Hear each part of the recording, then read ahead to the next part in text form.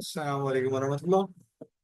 आज हम इंशाल्लाह अपने पार्ट टू को कंटिन्यू करेंगे। जो लेक्चर नंबर 6 था इंशाल्लाह उसका पार्ट टू उसका तसलसल चल रहा है। पार्ट वन हमने रिकॉर्ड होके अपलोड हो चुका है और अब हम पार्ट टू पे आ गए हैं, लेक्चर नंबर 6। अच्छा जी, अब इसमें हम क्या करेंगे, हम फिजिकल क्वालिटीज को डिस्कस करेंगे। Physical quality and testing of common grains यानी वीट और राइस को। यानी हमने ये देखा था इससे पहले स्लाइड में कि वीट और राइस हमारे जो है, पिछले लेक्चर में गालिबन, कि वीट और राइस जो है वो हमारे स्टेपल फूड क्रॉप्स हैं। अच्छा जी, इसके बाद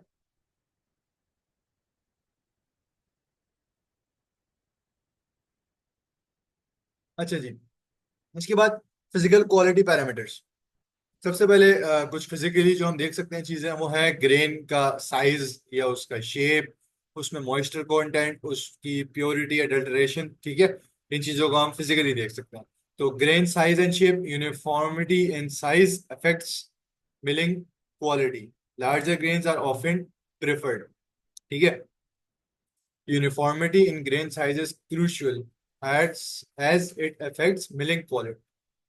Larger grains are often preferred for their better appearance and processing efficiency. For example, in rice, grain size is a significant quality trait that influence the market value and consumer preference.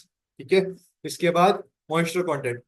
तो moisture content की जब हम बात करेंगे, तो an ideal moisture level for storage is around 12 to 14% for wheat and 14 to 16% for rice to prevent spoilage. ठीक है, ये recommended moisture content है।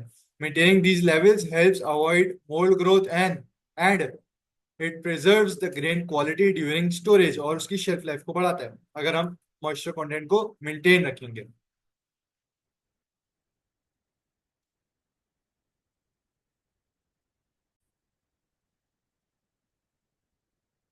अच्छा जी, अगर हम बात कर लेंगे purity and adulteration, testing for foreign matter ensures grain quality.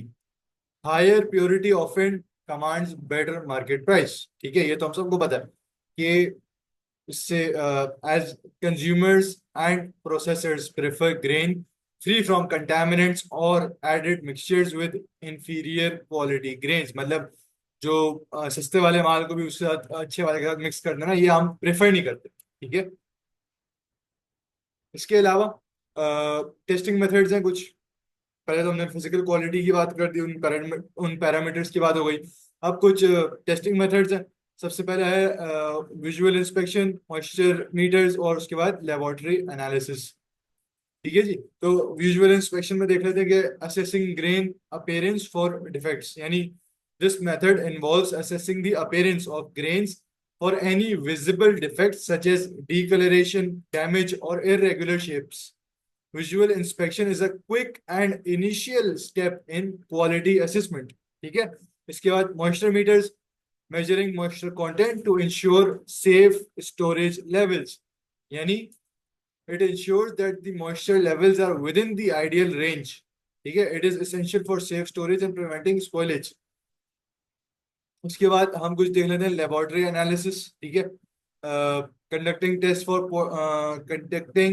For protein content, gluten strength for wheat and amylose content for rice.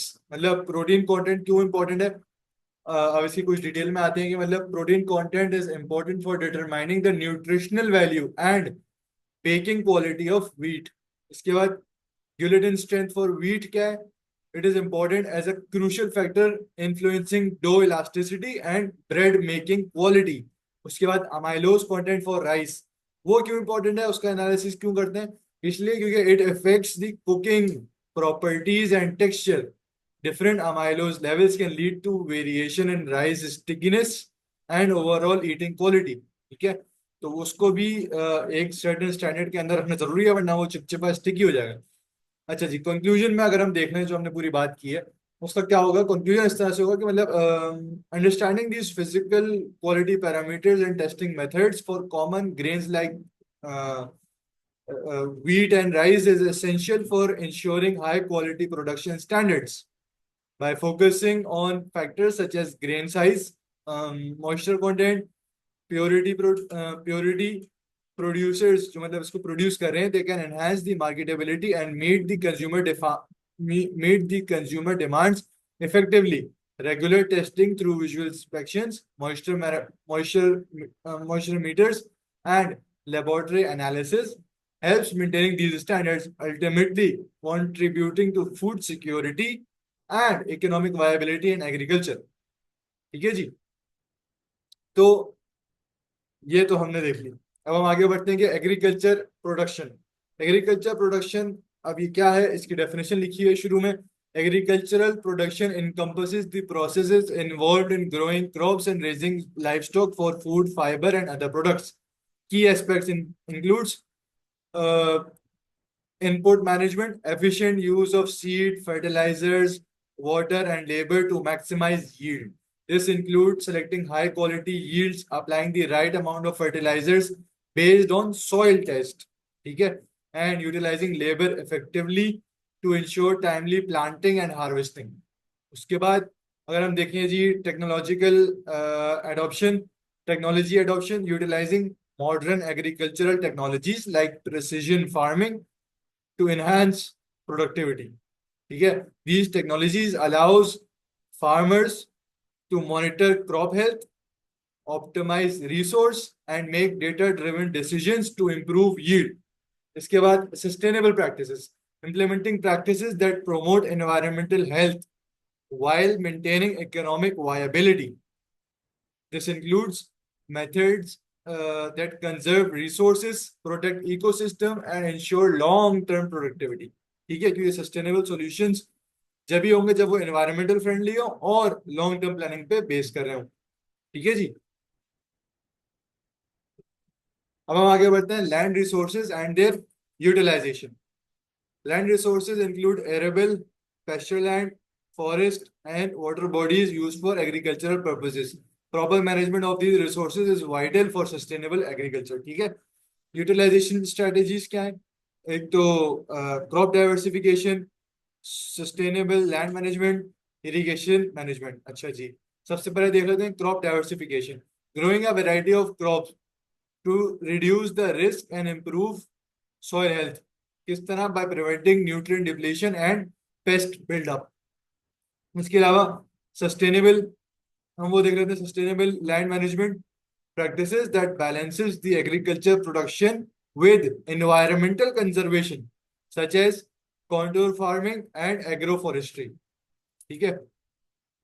इसके बाद अच्छा, इसका मेन मकसद क्या था कि वो बैलेंस करे एग्रीकल्चर प्रोडक्शन को एनवायरमेंटल कंजर्वेशन के साथ. अच्छा जी. Irrigation management, efficient water use through methods like drip irrigation to maximise productivity while conserving water resources. Drip जो वो होता है आपका ड्रिप इरिगेशन, वो बेसिकली ये होता है कि मतलब drip irrigation involves placing tubings with with emitters on the ground alongside the plants. मतलब जो मतलब आप समझ लें ट्यूब टाइप चीज होती है, वो स्लोली जो है वाटर को ड्रिप करती है सॉइल के अंदर एट रूट जोन. ठीक है, रूट जोन में, क्योंकि मॉइस्चर लेवल जो है ना वो एक ऑप्टिमल रेंज में रखने होते हैं ताकि प्लांट प्रोडक्टिविटी हमें हासिल हो सके. तो इसका मतलब मेथड कुछ इस तरह होता है कि मतलब बहुत लो रेट्स पे जो है ना डायमीटर्स, स्मॉल प्लास्टिक पाइप्स होते हैं जिसमें स्मॉल डायमीटर्स के होल्स होते हैं, उसके थ्रू वाटर जाते हैं. तो वो बहुत एक तो स्लो रेट पे होता है और उसको ड्रिपर्स भी कहते हैं. और वो जो है वो आपके अल्लाह आपका भला करे रूट जोन पे आपके पानी जो है वो फराहम करता है. तो उससे क्या होता है, एक तो क्वालिटी इंप्रूव हो जाती है और प्लांट प्रोडक्टिविटी बढ़ जाती है. तो ये माइक्रो इरिगेशन सिस्टम इसको कह लें.